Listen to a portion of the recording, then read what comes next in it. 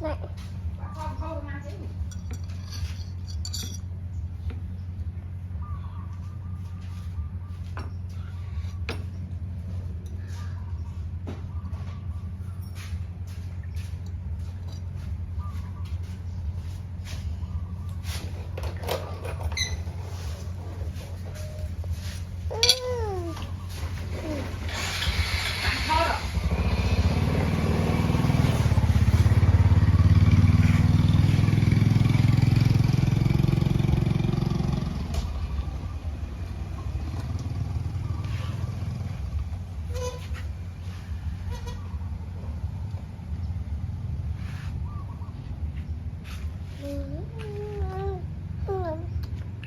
Lì hả?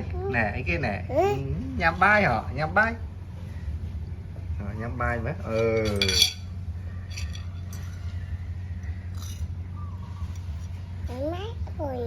Nhắm mấy kêu.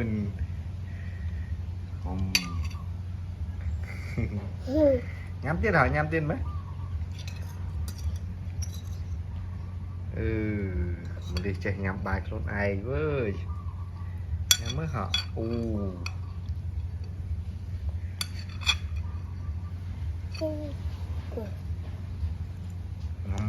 Nhắm bái tiếp.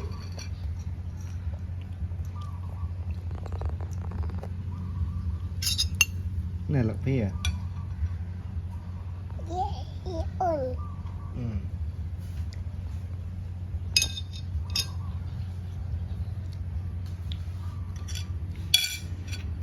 Bái rồi nè, ta thoát ao ấy đó. Trong coi mưa luôn ai nhận được tiền hả? Nhắm tiền. Đó là thoát mà nhắm. Đó thoát nó nhắm tiền.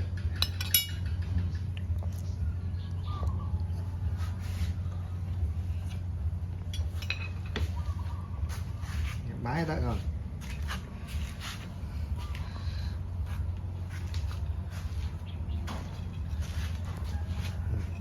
Mà bà thoát ao nhá bạn. Nhá quá. Nhá mà. Lực chưa kìa. Nhá bài á.